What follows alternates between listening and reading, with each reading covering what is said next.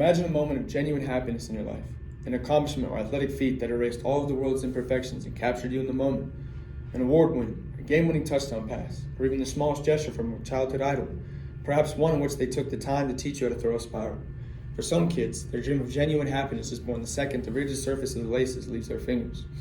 Throwing a football can be an incredibly important aspect of childhood development. However, the process of throwing a football is rather complex when examined rationally. While simple in theory, the practice of throwing accurately requires adequacy and coordination and proprioceptive skills. At some point throughout life, you will find yourself in the path of a football and it requiring to be thrown. For example, imagine being at the beach and a group of inebriated guys next to you, very annoying. For some reason, they can't seem to catch today. Now you're tasked with ball retrieval. You must get the ball and pass it back to them. The absolute last thing you wish to have happen is you throw the ball back and it lands way short or is way off course. This embarrassment can be avoided by simply familiarizing oneself with exactly how the body throws things. First, let's discuss the required muscle groups demanded throughout the entirety of the throwing motion. Next, we will address the importance and the role of the lower body and what it does throughout the throwing process.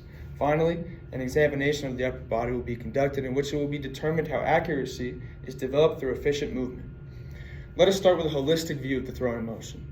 There are 6 distinct phases in the throwing motion, each requiring stability and activation of a variety of muscle and muscle groups. These can be stabilizers, flexors, extensors, anything of the sort.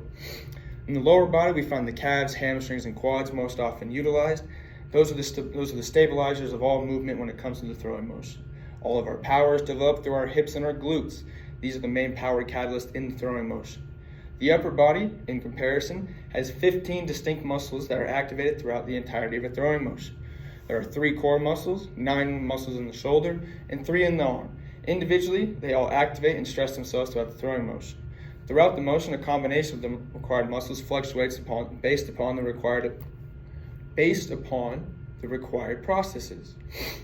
For example, if the bicep is used in the initiation phase of throwing, it may not be used throughout the entirety of the movement. It may be used in the beginning and the end. Conversely, the back may be used the entire time. These are the primary movers of the throwing motion.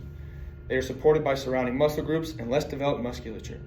Now that we've seen all involved, let's decipher each half individually. The lower body is the foundation upon which the throwing motion is built. It is primarily responsible for balance, stability, and adequate force transfer. Force transfer can be defined as how weight is transferred from one leg to the other, from a plant leg to a trail leg to all the way through the throwing motion.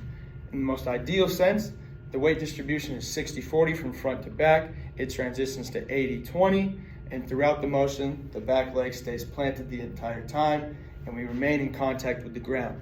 All of our stabilizers are activated, our hips and our glutes contract, and those provide power for the throwing motion. Now that we've addressed the lower body, let us examine where the real complexities lie. While the lower body can be considered the foundation, the upper body can be considered the equivalent of the artistic beauty of the interior design. 90% of throwing faults can be found in this region with regards to proper mechanics due to the vast amount of muscles required. As all of these muscles are required, some act as synergists and some are agonists. For example, an agonist would be the triceps balance out the activation of the biceps so that there is not an overstimulation or an overextension of the elbow. The same thing, along the same lines, the shoulder and the bicep will work together throughout the motion in which the arm will travel from here, up, and around. Those 2 muscles combine in the same functions and will use each other as synergists. Precision passing is developed through precise movements. So therefore, if you have efficient movements in throwing, it becomes much easier to throw accurately. A quarterback or any expert in the field of throwing will have an idea or an understanding of how to accurately or efficiently use their body to put a ball where they want to put it. And that involves activating all the stabilizers and utilizing them in their proper initiation phases throughout the 6 phases so that there's no energy links throughout the entire movement. Thus, a follow-through is required, pushed all the way through, and all the energy links are held all the way through until the very end, and accuracy is developed. Throughout all of that, as you can see, there's far more to throwing than just picking up and throwing a ball and tossing it. While simple in theory, the practice of throwing accurately requires adequacy and coordination of proprioceptive skills. The next time you think of a lesson in proper throwing mechanics as unnecessary or inapplicable, just know that one day you may become the childhood idol who left a core memory of a genuine happiness by merely showing them the art of the spiral. Or refer yourself back on the beach. You don't want to be that guy that they make fun of for the rest of the day, do you? Didn't think so.